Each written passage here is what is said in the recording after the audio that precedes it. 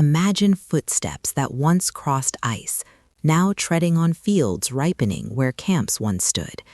In the Fertile Crescent, a family wakes not to a new horizon, but to the same one as yesterday. The harvest anchors them. Surplus grain fills baskets, children survive infancy, and clusters of huts swell into the first villages. A new human story begins, one of roots, not just roaming. With settlement comes complexity. Along the Nile, a scribe presses a reed into wet clay, his marks not just counting jars, but fixing memory into permanence. Writing gives birth to law, to taxes that feed armies, to temples that chart the very heavens. From Egypt to the Indus Valley, planned cities arise to manage swelling crowds. And where there is complexity, power finds a home. This pattern repeats across the globe. By the Yellow River, a potter perfects his craft. In the Andes, terraces climb mountainsides, holding rain like cupped hands. The question echoes through the ages. Why did villages hardened into cities, and cities reached for empire? The answer lies in a fundamental shift, from mere survival to the intricate machinery of governance. This new machinery required a blueprint. In Persian halls, envoys traded oaths, their empire held together by roads and tolerance. In Greece, inquiry sharpened the mind, asking not just what to believe, but how to reason. And in Rome, law created the very concepts of contracts and citizenship. These became the world's first toolkits for ruling vast domains and organizing human thought. But empires are not built on law alone. They are built on belief.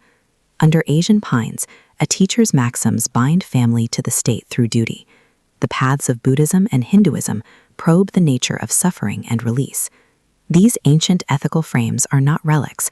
They are the invisible architecture of our modern world, shaping how we teach our children and build our communities. Ideas and goods traveled together. On the Silk Roads, caravan bells marked the rhythm of a connected world. Across the Indian Ocean, sails caught the monsoon winds, carrying spices, technologies, and faiths between continents. But these connections, once forged over land, were about to be redrawn by the sea. A new age dawned, smelling of salt spray and gunpowder, as wooden hulls chased the horizon, seeking not just trade, but dominion. The new sea lanes knit the globe into a single, restless web. Around the year 1500, the Great Columbian Exchange began, forever changing diets, economies, and populations on every continent. But this exchange carried both bounty and blight. As new ideas of reason and liberty sparked revolutions, the engines of industry began to turn. By 1789, subjects were becoming citizens, but the factory clock and the steam engine imposed their own relentless discipline. The world grew smaller, yet its divisions grew sharper. These hardened identities and industrial ambitions collided in the 20th century, producing the trenches of global war.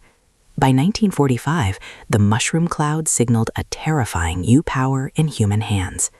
From those ashes, a new world struggled to be born. Empires crumbled, civil rights marchers demanded justice, and new institutions sought to balance raw power with fragile principles. Today, that same tension defines our age. Global supply chains hum with unprecedented efficiency, while glaciers melt. We edit the very code of life and build artificial minds, facing the same ancient questions of power and responsibility. Your world, your screen, your job, your home is the living result of choices made across seas and centuries. The story is not over. The question remains, who gets to write the next chapter?